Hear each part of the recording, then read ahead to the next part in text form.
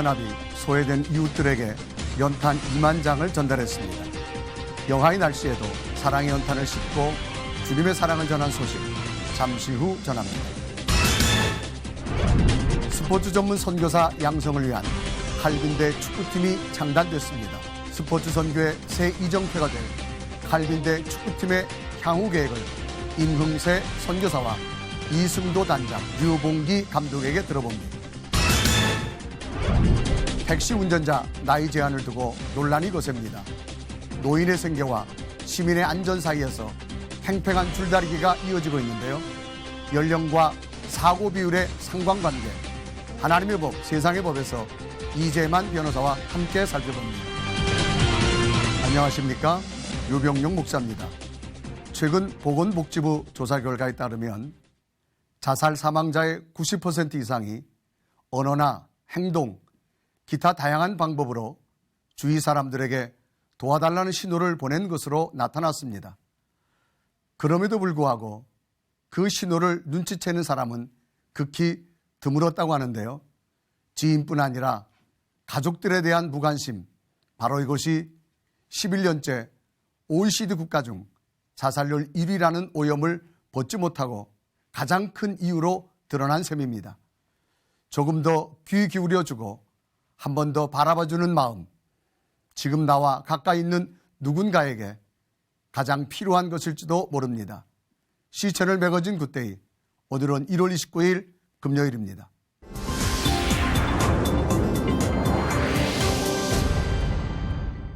첫 순서로 교계 뉴스부터 정리해드립니다. 한국교회연합이 서울의 마지막 달동네로 불리는 노원구 백사마을을 찾아서 연탄 2만 장을 소외된 이웃들에게 전했습니다. 한교연 임직원과 청년들이 직접 연탄을 나르며 그 의미를 더했습니다.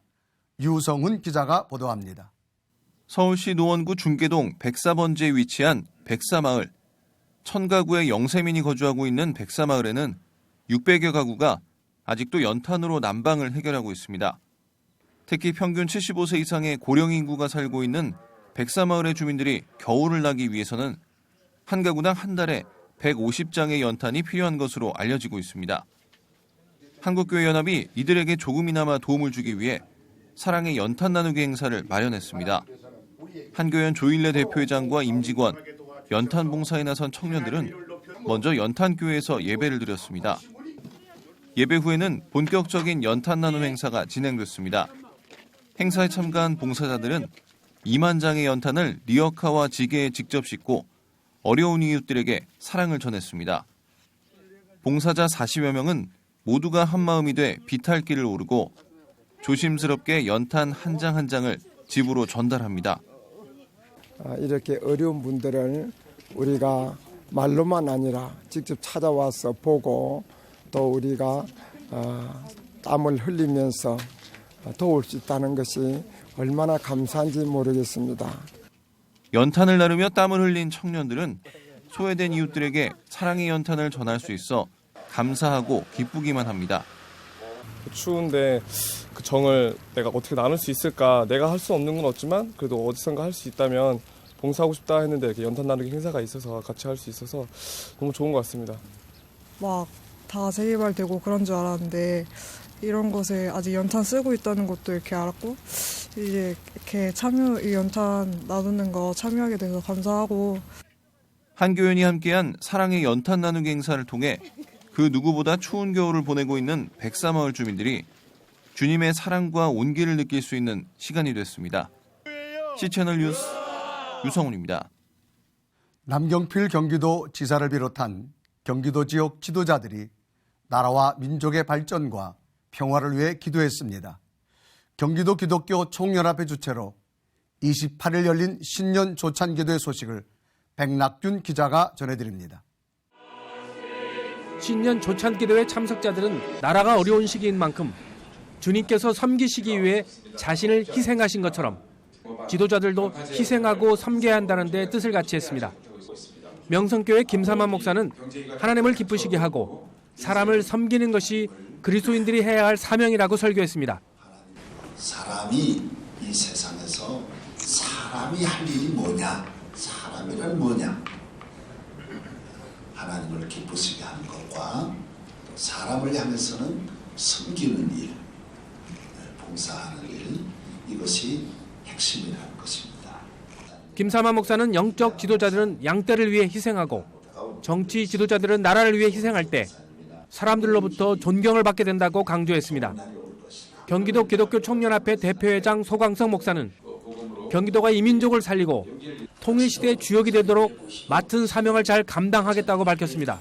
도지사는 교육감님 중심으로 모든 지도자들이 따뜻한 동료에, 그리고 우리는 우리 경기도의 정치인과 지도자들을 섬기고 대한민국을 살리는 홀리 경기도, 그리고 휴먼 경기도, 또 우리가 사랑하는 교회가 되었으면 좋겠습니다. 남경필 경기도지사는 정치, 경제, 종교 모든 분야의 지도자들이 서로 협력하고 힘을 모으면 평화와 사랑이 넘쳐나는 경기도가 될 것이라고 말했습니다. 경기도가 하나로, 우리 기독교가 하나로 이렇게 되니까 나날이 우리 조찬기도회를 포함해서 부흥의 역사가 새로 일어나는 것 같습니다. 경기도와 대한민국을 위해서 열심히 일할 수 있도록 기도해 주시기 바랍니다. 이날 경기도 31개 각 시군구 지역 지도자들은 경기도의 발전을 비롯해 한국교회의 연합과 한반도 평화통일을 위해 특별 기도했습니다. 경기도 기독교 총연합회는 매년 한 차례 도지사를 비롯해 교육감, 시장, 국회의원, 목회자들이 참여하는 신년 기도회를 갖고 나라와 민족을 위해 기도하고 있습니다. 현재 경기도는 13,000여 교회, 성도 수는 250만 명입니다. C채널 뉴스 백락균입니다. 이번에는 나라밖 소식입니다. 최근 아일랜드의 한 목회자가 교회에서 이슬람을 비방했다는 이유로 재판에 회부됐습니다. 증오 연설 금지법을 어겼다는 겁니다. 그러나 이 재판에서 판사는 설교 목사에게 승소 판결을 내렸는데요. 어떻게 된 내용인지 지금부터 전해드립니다. If we had have lost this case, then your programs and the rest of every program throughout the United Kingdom and the United States would be under scrutiny by these people. There are faceless people in the world today who would suppress the gospel and would defeat God's people. And I was delighted when the judge pronounced me twice not guilty. I was so happy.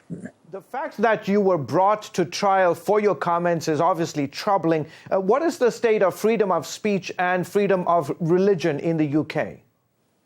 Well, freedom of speech and freedom of religion is exactly the same as it is in the United States. And it was us that brought the freedom of speech and the freedom of religion. A Muslim imam testified on your behalf at the trial. What impact did that have on you? It had a wonderful impact. He's a lovely, lovely man. And he contacted me by phone 3 times, then got a plane and come over and saw me. And he didn't want any money, didn't want any expenses. He came of his own free will and his own pocket. A lovely young man. But his attitude was, I had a right to say what I was saying, just as he has a right to say what he is saying, which we believe is free speech and freedom of thought. You've said that you stand by your message, but you would word it differently if you gave it again. What would you change and why? I wouldn't change really anything. What I meant was, I believe that I was preaching this in the confines of my own church. I think you can see it.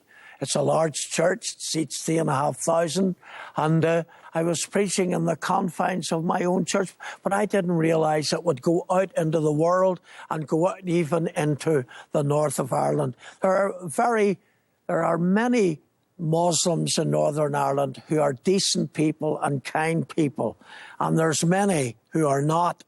And I just would like to emphasize that I didn't go out to hurt them. I was attacking the Muslim doctrine. I was attacking Islam. And I said Islam is satanic, and I still say it to this very day.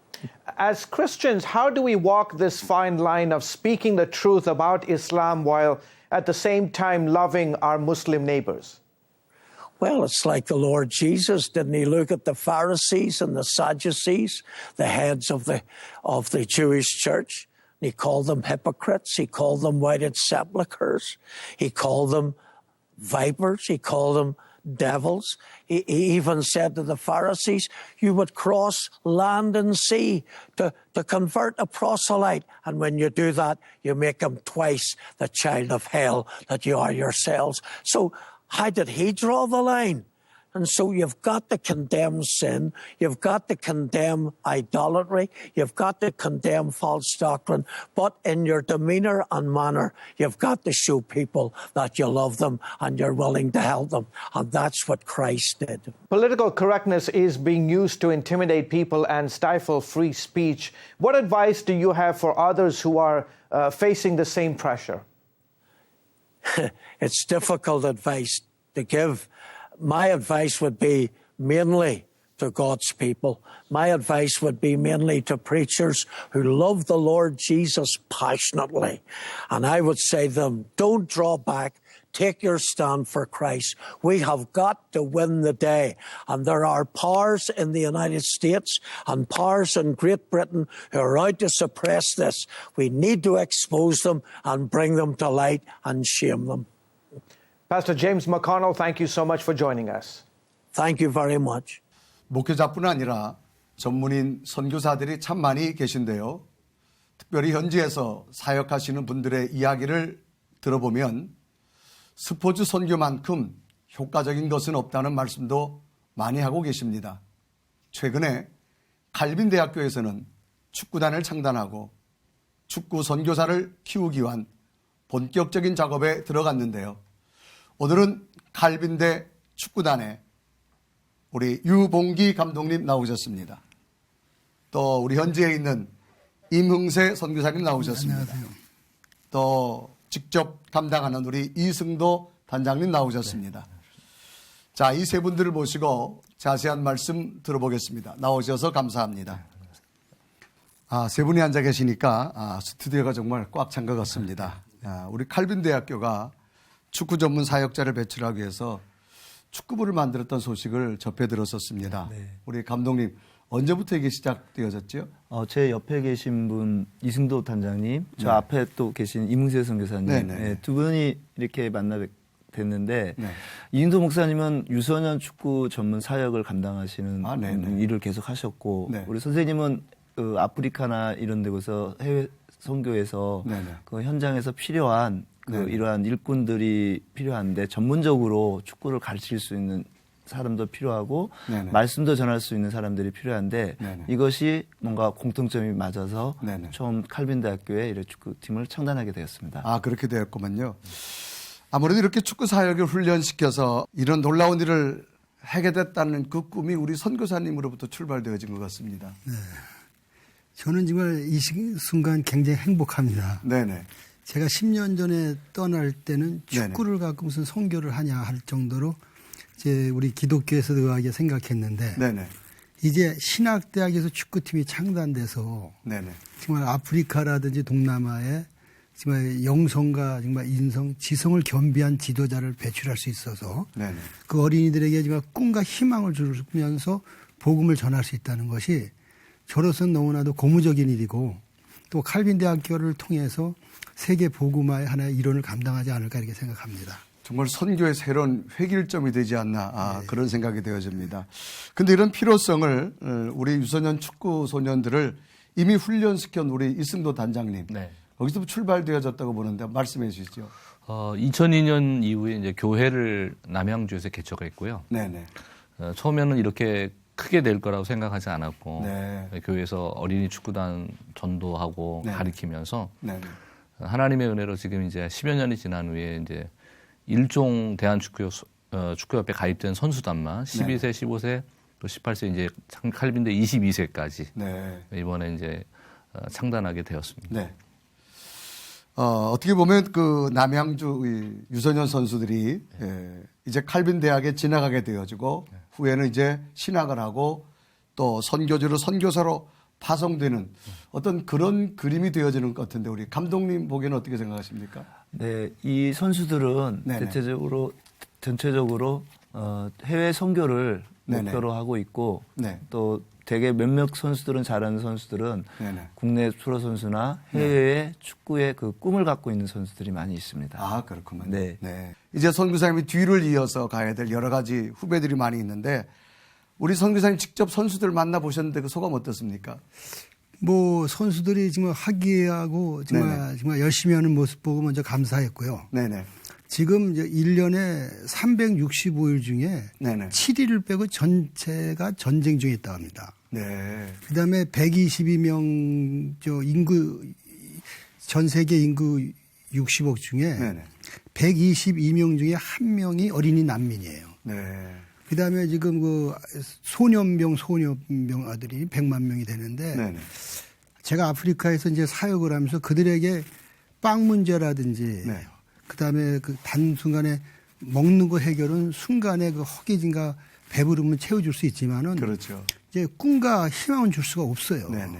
근데 이 스포츠인 축구를 통해서 네. 그들이 정말 영국 프리미어리그라든지 네네. 또 더 나가서 세계적인 축구 선수가 되는 것을 동기부여 줄 수 있는 그런 그 축구를 통해서 가능성이 있어서 네네. 이번 칼빈 대학교가 그런 하나의 기초적인 정말 세울 수 있다는 것에 대해서 너무 감사한 거죠, 저로서는. 아, 네. 세계인들이 월드컵에 열광하는 거 보면 참 그 스포츠에 특히 축구의 열광이 대단한 것 같습니다. 네.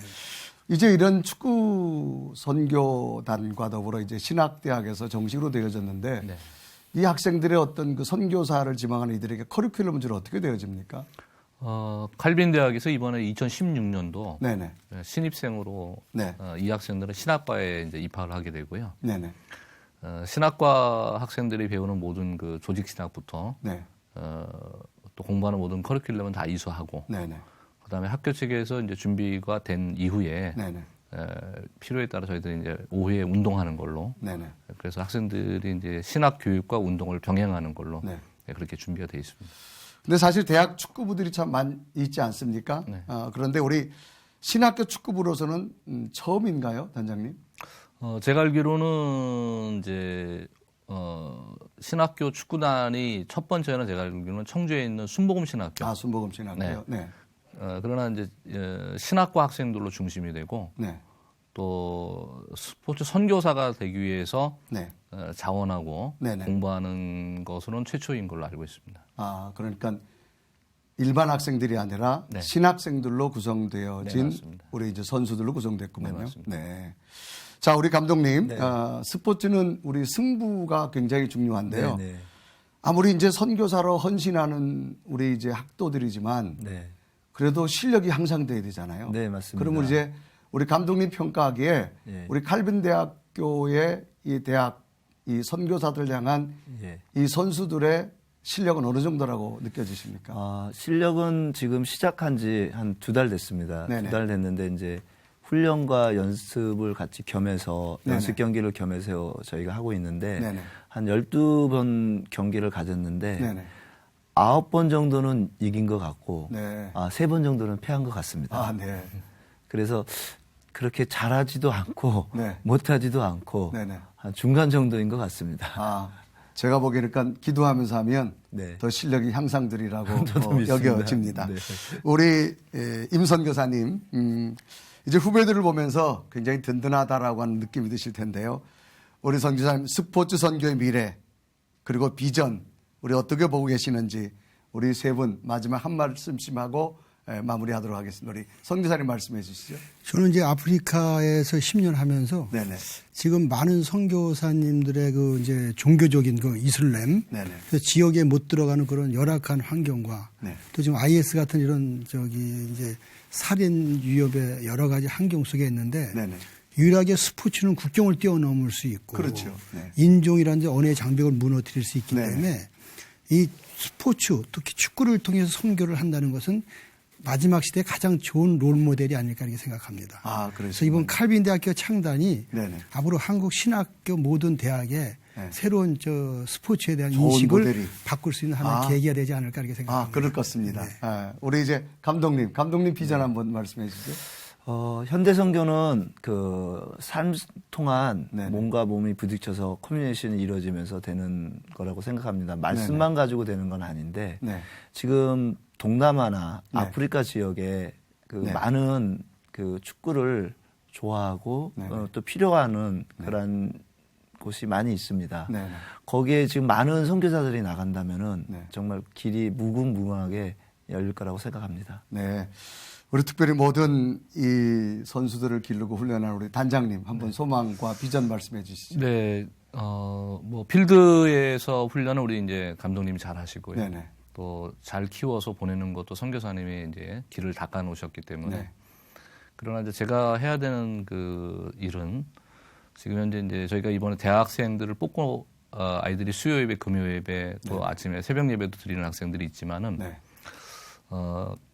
사실은 중학교, 고등학교 때 좀 더 구체적으로 신앙 교육과 또 확고한 축구 선교에 대한 비전을 심어주는 게 중요하다는 생각이 듭니다.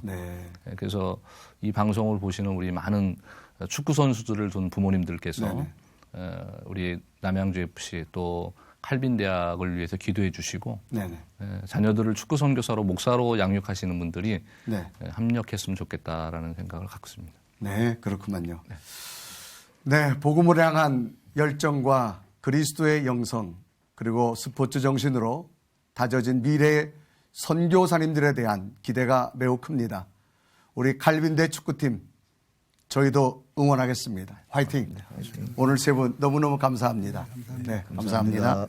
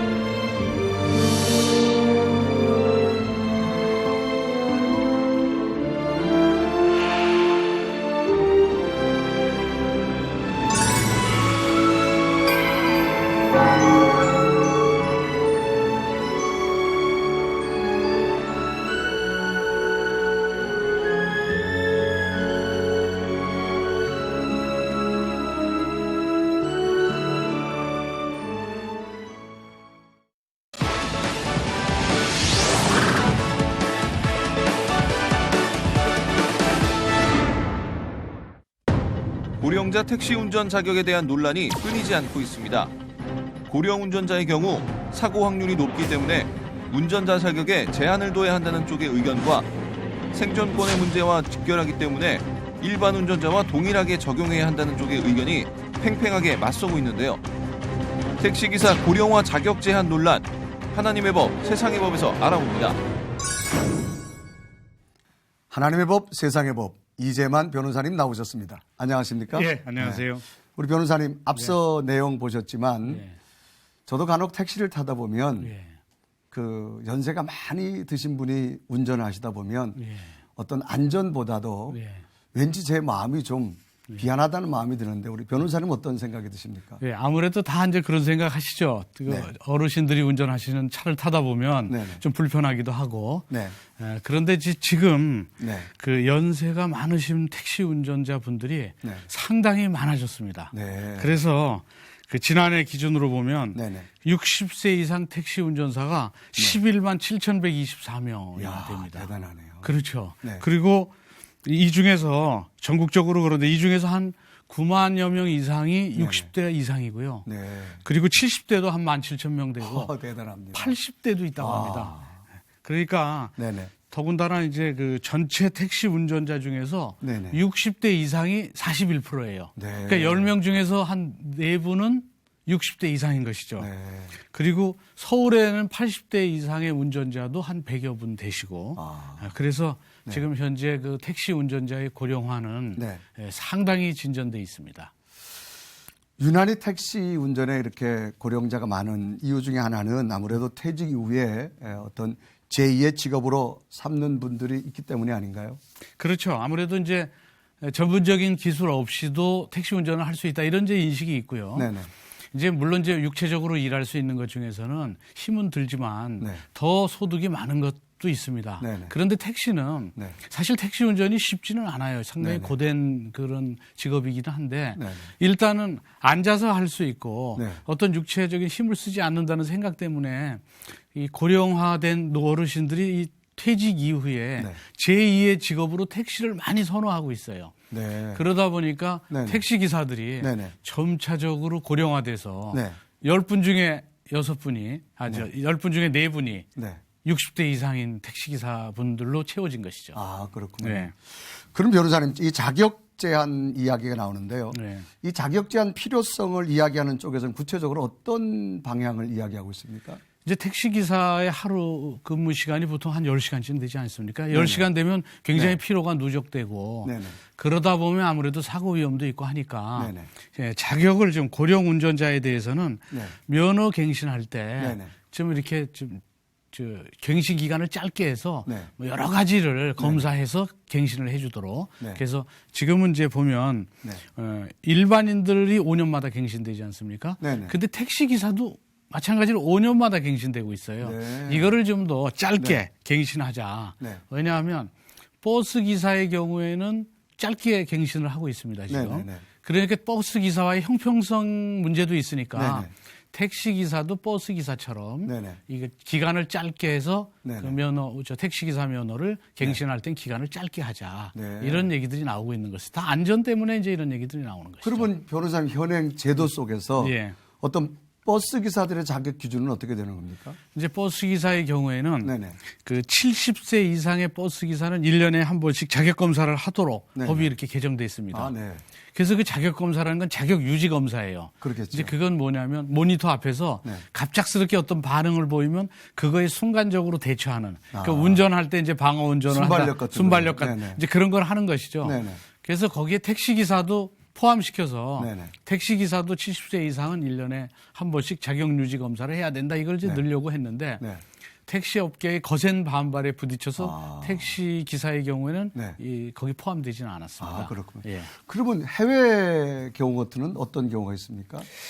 이제 해외의 경우에는 그 연령에 따라서 면허 그 갱신 주기가 좀 다릅니다. 그 일본은 네. 70세 미만은 5년마다 갱신하고요. 70세는 4년, 네네. 71세가 넘으면 3년으로 하고 있습니다. 네네. 이 갱신이 이제 그 연령에 따라서 좀 달라지고요. 네. 미국은 네. 70세가 넘으면 면허 발급에 상당한 제한을 두고 있어요. 네. 그다음에 뉴질랜드 같은 경우 뉴질랜드는 네. 80세가 넘으면 네. 아예 면허를 자동 말소시키고 있습니다.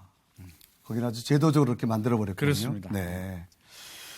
우리가 이제 승객들이 가장 염려하는 부분이 사고 안전에 관한 건데요. 네. 그럼 이 연령하고 또 사고 비율의 상관관계가 어떻게 된다고 보십니까?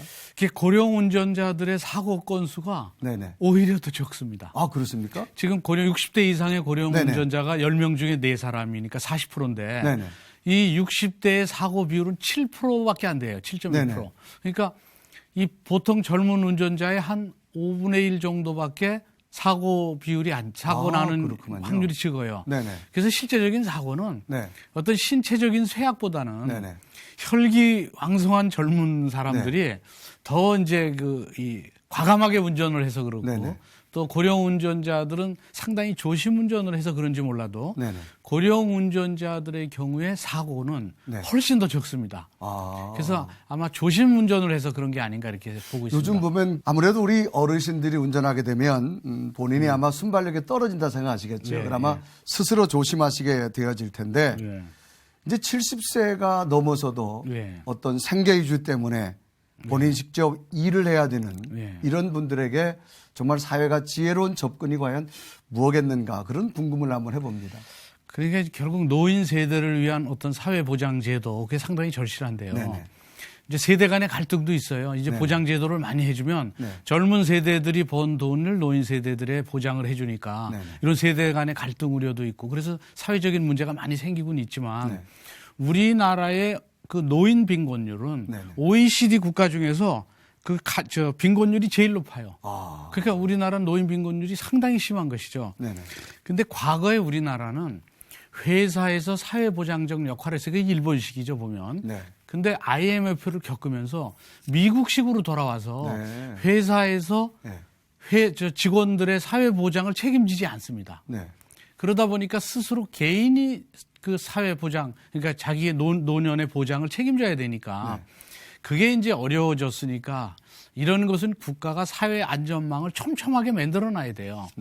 근데 그 사회 안전망이 지금 촘촘하게 잘 돼 있지 않기 때문에 노인 빈곤율은 이렇게 높은데 그 사회 보장은 안 돼 있기 때문에 스스로가 이런 택시 운전이라든지 이러면서 직장을 구할 수밖에 없는 것이죠.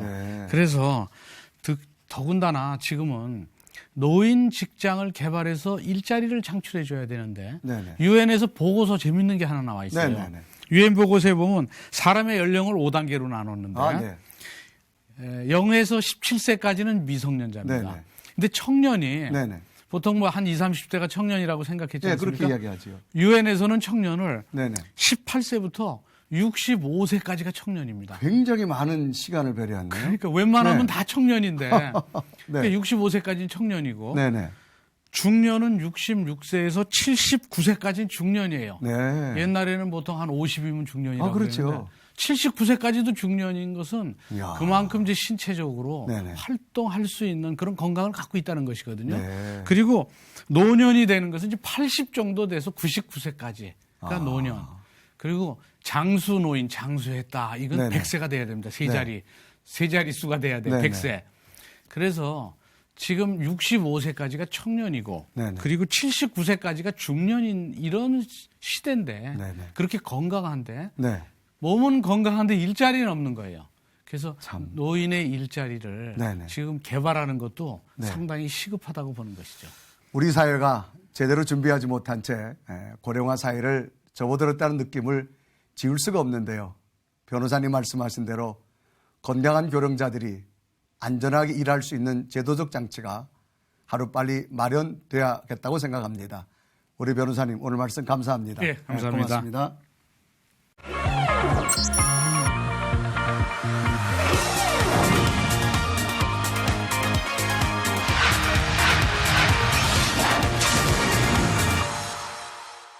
C채널 매거진 굿데이는 여러분의 참여를 기다립니다. 언제든지 아래 전화번호와 이메일로 연락 주시기 바라고요. 인터넷으로도 다시 보실 수 있습니다. 꼭 확인해 보시기 바랍니다. 북한의 미사일 발사 움직임이 또다시 포착되면서 한반도의 긴장이 새로운 양상을 맞고 있습니다. 부디 또 다른 갈등이 보이지 않도록 2016년의 첫 달 1월이 잘 마무리되야겠습니다. 오늘 순서는 여기까지입니다. 저는 다음 시간에 인사드리겠습니다. 시청해 주신 여러분 고맙습니다.